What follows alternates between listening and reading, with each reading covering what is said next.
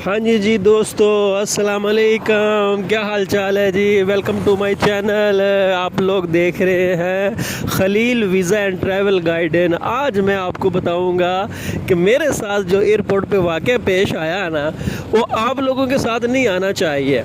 Video बड़ी मज़े की होने लगी है, वीडियो एंड तक ज़रूर देखिएगा। पूरा ना वीडियो को वॉच करना है, आपने स्क्रिप्ट नहीं करना है, ठीक है। हुआ कुछ यूँ कि मैं ना पाकिस्तान अब घर जा रहा था एयरपोर्ट के ऊपर से ना, ठीक है। तो मेरी जो फ़्लाइट थी ना, वो कतर एयरलाइन की थी और वो सुबह की फ़्लाइट थी। तो मैं रात को तकरीबन 3 बजे के करीब मैं एयरपोर्ट पे पहुंच गया और अपना सामान वगैरह लेके, तो चेकिंग तो मैंने ऑनलाइन कर ली थी। बोर्डिंग पास वगैरह जो था ना, वो तो सारा कुछ ऑनलाइन ही हो गया था। अच्छा, तो अभी वो उसने ना वेरिफिकेशन करनी थी उन्होंने। खैर जी, मैंने अपना सामान वगैरह जो था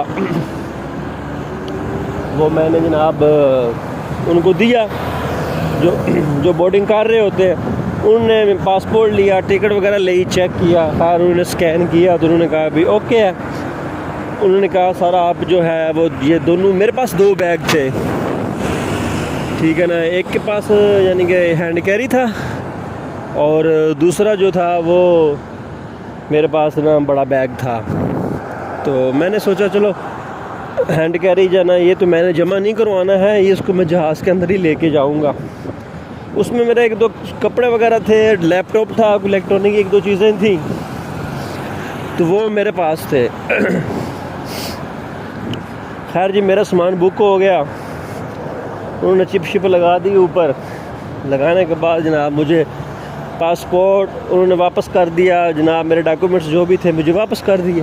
खैर मैं रिलैक्स हो गया। मैंने कहा चलो अभी चलते हैं, इमिग्रेशन क्लियर करते हैं। खैर गए जी इमिग्रेशन। हमको तो लाइन में लगना नहीं पड़ा, बस पासपोर्ट हमने स्कैन किया तो हमारी जनाब है ना वो इमिग्रेशन कंप्लीट हो गई। अच्छा, इमिग्रेशन ख़त्म करने के बाद आगे वाला मरहला आता है आपका, चेकिंग करते हैं हैंड कैरी की, कि क्या चीज़ आप यहाँ से लेके जा रहे हैं, क्या नहीं लेके जा रहे हैं। तो उन्होंने कहा जी ये जो अपना हैंड कैरी है ना, इसको हम स्कैन करेंगे, तो आप इससे करें इसको। ये स्कैन वाली मशीन जो है ना, उन्होंने मुझे एक दी टोकरी। तो टोकरी होती है वो प्लास्टिक की ना, ठीक है ना, उसमें सारा सामान रखना पड़ता है। तो मुझे उन्होंने एक टोकरी दी, मैंने उसके अंदर अपना हैंड कैरी रख दिया, बैग। तो दूसरी टोकरी में उन्होंने कहा अपनी जेबें भी आप खाली कर लें। ये मुमकिन एयरपोर्ट के ऊपर होता है, सारे एयरपोर्ट के ऊपर होता है, यह प्रोसेस होता है, ठीक है ना। तो मैंने अपने जनाब पासपोर्ट वगैरह, पर्स था वो निकाल के जनाब अपनी जेबें खाली कर दी थी। खैर वो भी उन्होंने स्कैन किया, हैंड कैरी भी स्कैन किया। जब उन्होंने हैंड कैरी स्कैन किया ना, तो हैंड कैरी में कह रहे क्या इसके अंदर है, यानी हमें शो हो रहा। मैंने कहा जी लैपटॉप है।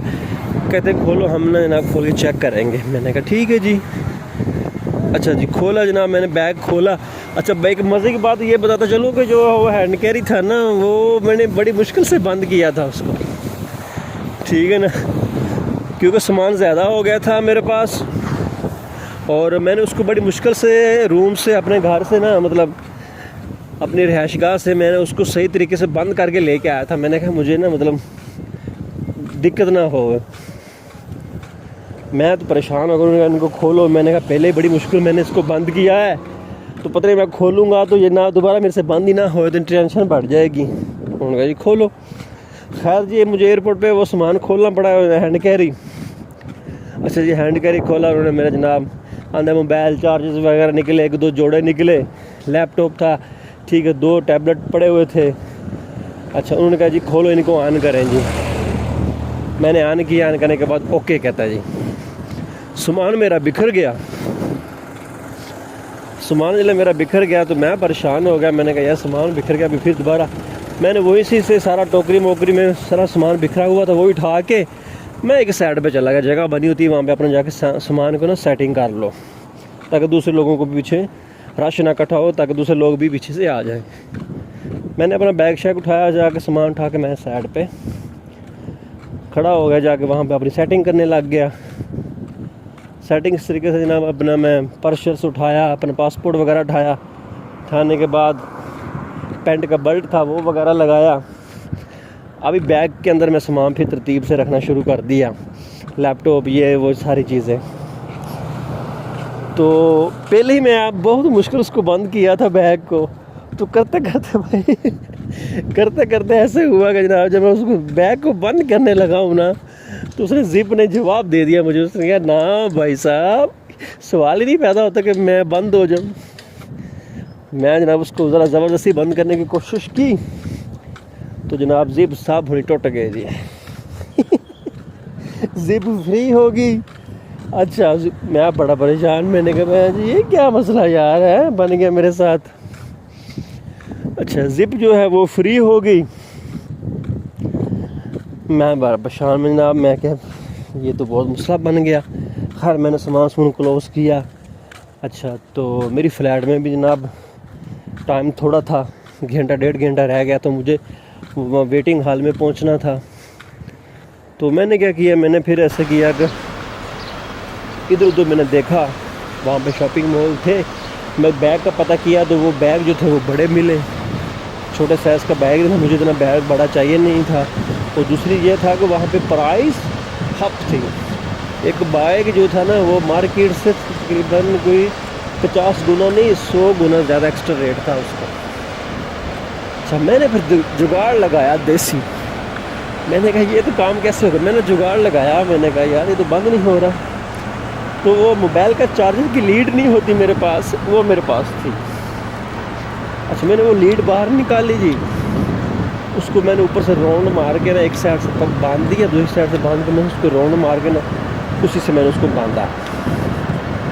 तो मुकम्मल तौर पे तो वो बंद नहीं हुआ, लेकिन थोड़ा सा वो बंद, मतलब थोड़ी सी उसका गैप रह गया था, नज़र आ रहा था। मैंने कहा इतना चलेगा, कोई बात नहीं, घर ही जाना है। मैंने कहा अच्छा, पहले तो उसको मैं उठा के पीछे कमर में डाल लेता था, अभी वो कमर डालने के काबिल नहीं था, उसको बड़े दोनों हाथों से क्लोज उठा के जाना पड़ना था। अच्छा, खैर मैं उसको उठा के सीढ़ियों से मैं नीचे आया। नीचे आने के बाद मैंने अपनी फ़्लाइट का शेड्यूल देखा डिस्प्ले के ऊपर, तो मुझे पता चला कि जनाब वो फ़लाना गेट है, फ़लाने गेट पे आपने पहुंचना है। मतलब 42 गेट था। अच्छा, और जहाँ पे मैं खड़ा था तकरीबन 3 नंबर में खड़ा था। लो जी भाई साहब, अभी आस्ता आस्ता मठे मठे चलना शुरू हो गया। मैं बैग को मैंने उठाया हुआ है, ठीक है, दोनों हाथों से पकड़ा हुआ कि मैंने कहा खुल ना जाए, खुल गया तो सारा सामान बिखर जाएगा। तो दोनों हाथों से मैंने उसको उठाया हुआ है। अभी जा रहे हैं, रास्ते में जनाब सीढ़ियाँ आ जाती हैं पैदल चलने के लिए, थोड़ी सी उसके बाद फिर पैदल चलो, फिर सीढ़ियाँ आ जाती हैं, फिर पैदल चलो। चलते चलते जनाब मैं 42 गेट पे पहुंच गया। जब मैं 40 गेट 2 पे मैं पहुंचा तो वहाँ पे और भी लोग थे। तो हमारी एयरलाइंस का डिस्प्ले चल रहा था ऊपर LCD के ऊपर। अच्छा जी, खैर बैठ गए जी, तो बड़े सुकून से बैठ गए। मैंने कहा शुक्र है, चलो सारे मामला सारे यस हो गए, क्लियर हो गए, तो टेंशन नहीं है। मैंने कहा चलो बैग भी था वो भी मैनेज हो गया, ठीक है, तो कोई बात नहीं। मैंने कहा अच्छा जी, जब हमारी फ़्लाइट को रह गया ना 1 घंटा, तो डिस्प्ले के ऊपर फ़्लाइट जी है ना वो शो होना, लेट होना शुरू हो गई। मतलब उसका टाइम जो है ना वो आगे बढ़ गया, ठीक है ना। यानी कि 6 बजे की थी तो वो 8:30 होना शुरू हो गए, यानी कि 2.5 घंटे आगे होगी। हम बड़े परेशान हो गए भी क्यों, और भी लोग बैठे हुए थे। अच्छा, और कनेक्टेड फ़्लाइट थी ना, लोग जो थे ना वो बहुत, यानी कि दोहा से कनेक्टेड फ़्लाइट लेते हैं। कोई यूरोप से आ रहा था, कोई अफ्रीका से आ रहा था, कोई कहाँ से आ रहा था। जो कनेक्टेड फ़्लाइट वाले लोग ज़्यादा थे। अच्छा जी, तो हम बैठ गए भाई साहब वहाँ पे, तो फ़्लाइट लेट थी।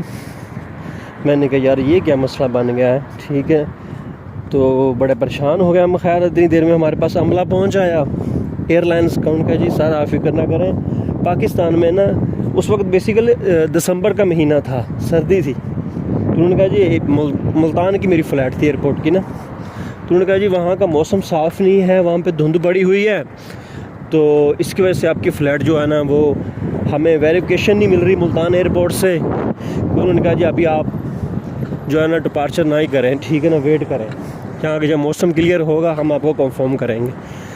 तो उन्होंने कहा चलो आओ जी हम आपको ना जनाब ब्रेकफास्ट वगैरह, सुबह का टाइम था ना, नाश्ता वगैरह हम करवाते हैं, आज वो हमारे साथ 2 लड़कियाँ थी और एक मेरे ख्याल लड़का था, 3 जने स्टाफ थे उनका। उन्होंने कहा जी, लड़की ने कहा जी मेरे पीछे पीछे आ जाओ। मैं कहा चलो जी पीछे पीछे चलते हैं आपके, ठीक है, पढ़े लिखे लोग होते हैं।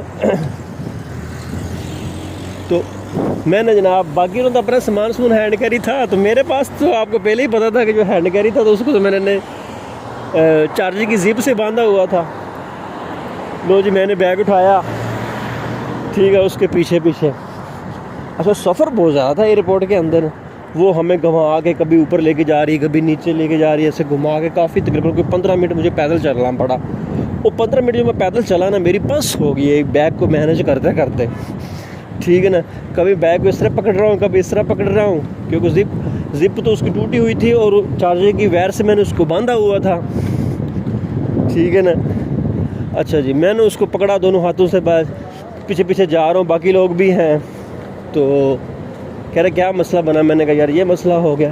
कहते कोई बात नहीं, एयरपोर्ट के ऊपर ऐसे छोटे मोटे मसले होते रहते हैं, ये कोई बड़ी बात नहीं थी, ठीक है ना, क्योंकि ये ट्रैवल के टाइम ऐसे इशू छोटे छोटे आ जाते हैं। तो 15 मिनट जी उसके पीछे चल रहा हूँ जनाब मैं, कभी बैग को एक हाथ से पकड़ रहा हूँ, कभी दूसरे से, कभी कंधे पे रख रहा हूँ उसको, करते करते करते, क्योंकि ट्राली एयरपोर्ट के अंदर ट्राली आपको नहीं मिलती। ट्राली तब तक ही मिलती है जब तक आपकी बोर्डिंग क्लियर नहीं होती। जब आपकी बोर्डिंग क्लियर हो जाती है, इमिग्रेशन क्लियर हो जाती है, फिर आपको ट्राली का चक्कर कोई नहीं, कोई सीन नहीं होता आपको, ठीक है ना। अच्छा उसके बाद जनाब हम चले गए नीचे, ब्रेकफास्ट वगैरह उन्होंने हमें करवाया, ठीक है। थोड़ी देर मैं वहाँ पे बैठा, सुन लिया, नमाज का टाइम था, हो गया था तकरीबन इतना टाइम, नमाज वगैरह पढ़ी। साथ उसके एक पार्क बना हुआ था दोहा एयरपोर्ट में ना, बड़ा मज़े का खूबसूरत पार्क था। मैं फिर उधर चला गया, टाइम शाइम देखा, स्पेंड किया वहाँ पे, नाश्ता कॉफ़ी वगैरह हमें उन्होंने, ब्रेड श्रेड हमें दी।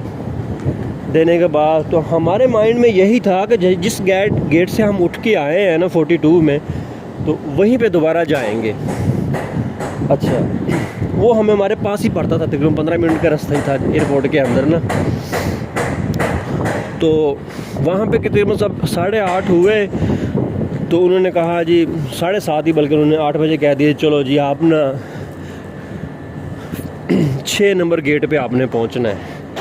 मैंने कहा 6 नंबर गेट में पहुँचना है, वो तो बहुत दूर है। मैंने कहा ये क्या सीन हो गया जी, उनका गेट चेंज हो गया आपकी फ़्लाइट का, ठीक है जी भाई साहब 6 नंबर गेट पे पहुंचना। मैंने कहा वो एक बैग भी आज ही टूटना था, और सफ़र भी ज़्यादा, तकरीबन 20-25 मिनट का सफ़र लगन था।